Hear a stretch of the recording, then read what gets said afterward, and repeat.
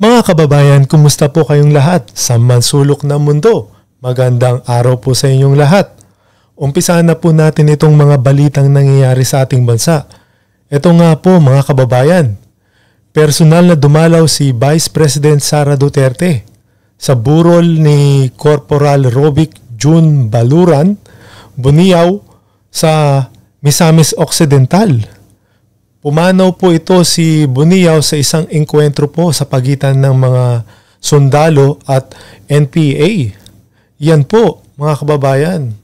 Bago po natin panoorin ang buong video mga kababayan, mag-subscribe po muna tayo sa ating YouTube channel para sa isang news update para sa mga nangyayari sa ating bansa mga kababayan. Ito, panoorin po natin.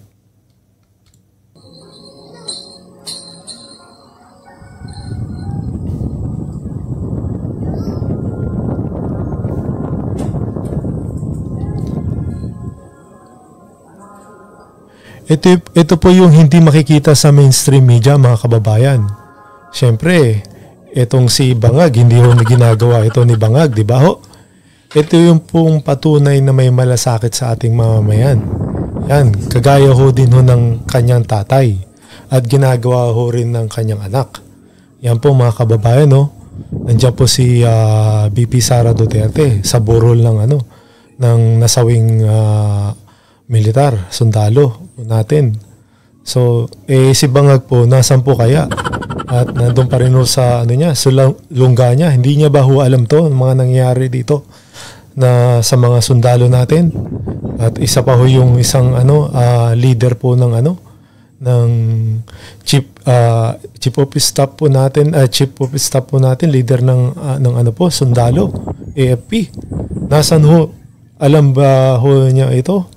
Ang nangyaring tong nasawi ng sundalo natin. Yan po. As ito naman po mga kababayan, ito po yung inatina ni VP Sara Duterte dito sa sa Tangub City, sa Misamis Occidental naman po to. Ito po yung ginawa nilang conference ng hakbang ng mausik.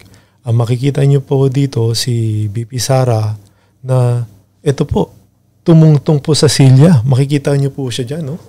Tumungtong po siya sa silya para makapagsalita, makita po siya ng mga tao. Ito ay yung lublob na lugar ho. Ito ho, bundok pa ho yan na pinuntahan niya. Pero itong si Bangag, nagagawa ho ba ito ni Bangag? Di ba hindi ho? Nagagawa ho niya ba yan? Kailan ho siya tumungtong sa mga ganyang lugar? Hindi niyo ho makikita yan dahil nga allergic ko si Bangag dyan. Ayan, nandyan na, alam niyo ho, yung mga mayayaman, hindi ho sila sanay sa mga ganyang lugar. So, itong si VP Sara talaga ay alam niya at galing ho sila sa mahirap. Hindi ho sila talagang maarte. Itong mga to. Dapat ganyan ho mga pinuno natin dahil alam niyo na galing ho sila sa hirap din. Di ba ho? Hindi ho kagaya itong mga Marcos talaga na to, talaga, mayayaman talaga ho sila. Mayaman ho sila sa, alam nyo na, sa ganun, no? Sa korupsyon. Tuloy po natin. Kung concert pa niba, ang kinidinina ay mga ticket, ang mga ticket. Ngayong hapon sa inyo, kaubay pa na nato sila.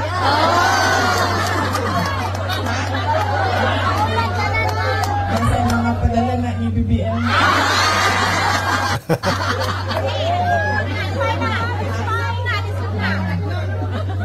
Unang sana ko ang mga pagpasalamat. Una ang pangitulong ang mga nasa tubangan at mga nasa liting mga kita.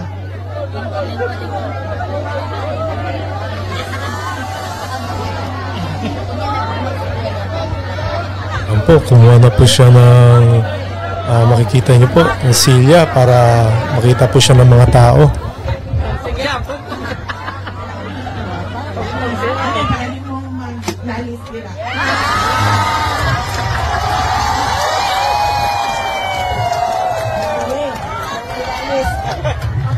Madala gani ko sa hangin.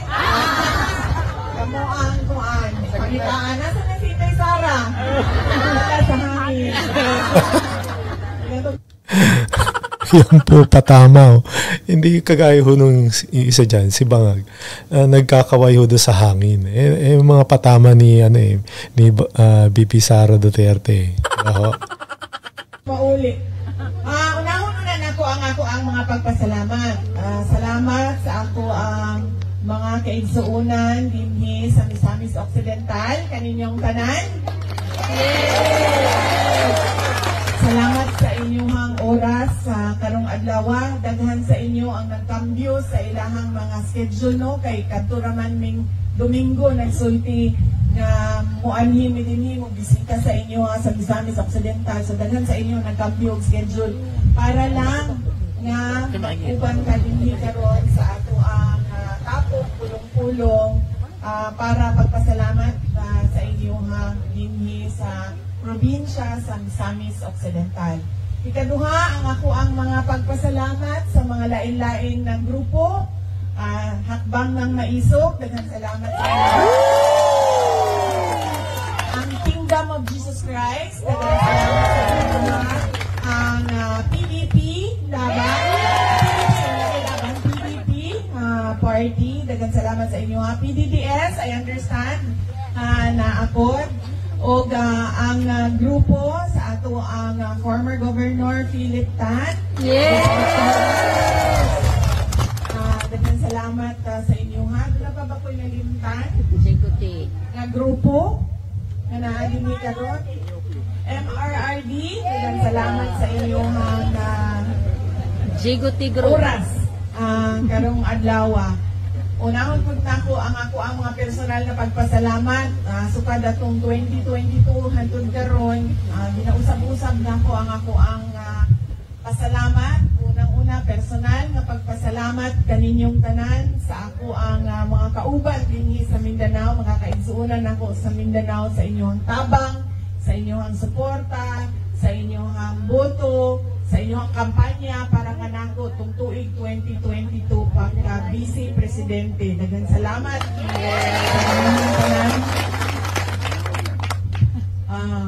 Ikaduha, ang pagpasalamat nako isip inyong Vice Presidente sa inyong padayon nga suporta sa amuang opisina sa Office of the Vice President. Pasayloan mi nga medyo gamay na lang ang amuang mga proyekto karon, kawala pud ang amuang medical and burial assistance kay bao naman mo sa istorya sa ako ang kinabuhi dinha sa kaulungan dinha sa National Capital Region pero magpadayon gihapon mi sa amuang sila ang ako ang i-impeach.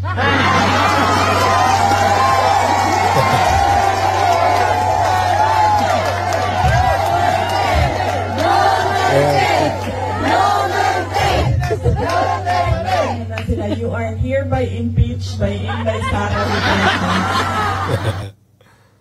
So ayun po mga kababayan, ano po masasabi nyo dito sa ating PP Sara Duterte sa kanyang mga ginagawa sa mamamayan natin? Di ba ho? Kitang-kita naman ho natin ang kaibahan ng ating bangag na presidente sa ginagawa ng ating BP Sara Duterte. So ayan po mga kababayan, mag-like ho lang ho kayo, mag-share at mag-comment at syempre po mag-subscribe sa ating YouTube channel para po sa iba pang mga balita. Maraming salamat po. God bless. Mag-ingat po tayong lahat.